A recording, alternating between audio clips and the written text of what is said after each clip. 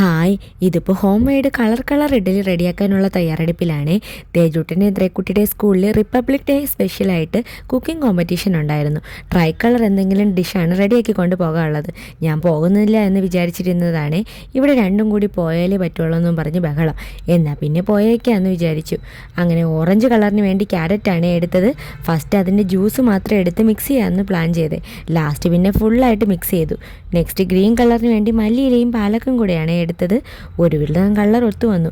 അങ്ങനെ മിക്സ് ചെയ്ത് കുറച്ച് നേരം റെസ്റ്റ് ചെയ്യാനും വെച്ചേ. രാവിലെ തന്നെ already coconut chutney, coriander chutney, tomato chutney എല്ലാം റെഡിയാക്കി വെച്ചിട്ടുണ്ടായിരുന്നേ. എണ്ണയൊക്കെ ഇപ്പോൾ തണുപ്പായതുകൊണ്ട് നല്ലപോലെ ഉറഞ്ഞിരിക്കുവാണ്.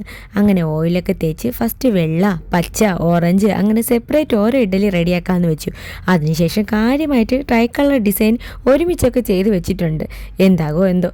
അങ്ങനെ കുറച്ച് നേരത്തെ കാത്തിരിപ്പിനൊടുവിൽ നമ്മളെ കളർ ഇഡ്ഡലി റെഡി ആയിട്ടുണ്ട്. ഓറഞ്ച് ഇഡ്ഡലി വീഡിയോയിൽ കാണുമ്പോൾ നല്ല കളറായിട്ട് തോന്നുന്നേ. ഇത്രയും കളർ ഇല്ലായിരുന്നു കേട്ടോ. സത്യത്തിൽ ഇത് കുഞ്ഞുങ്ങൾക്കൊക്കെ കഴിക്കാൻ നല്ല ഇഷ്ടമായിരിക്കും. കുഞ്ഞുങ്ങൾക്ക് മാത്രമല്ല വലിയവർക്കും കഴിക്കാൻ നല്ല ഹെൽത്തി ഫുഡാണ്.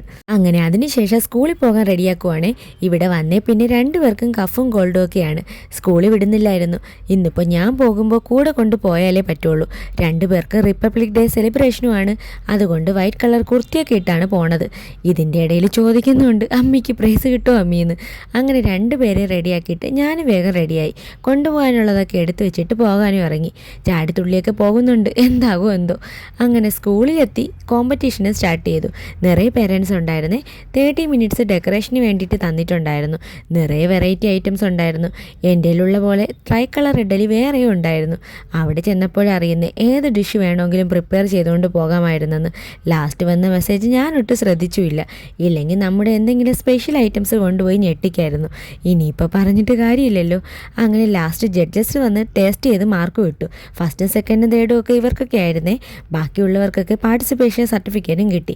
എൻ്റെ ചട്നിയിൽ ഇത്തിരി സാൾട്ട് കൂടുതലായിരുന്നു. എന്നാലും അതിൻ്റെ റെസിപ്പി ചോദിച്ച് കുറച്ച് പേരൊക്കെ വന്നു. ലാസ്റ്റ് എല്ലാ ഡിഷും ടേസ്റ്റ് ചെയ്തിട്ട് നേരെ വീട്ടിലേക്ക്.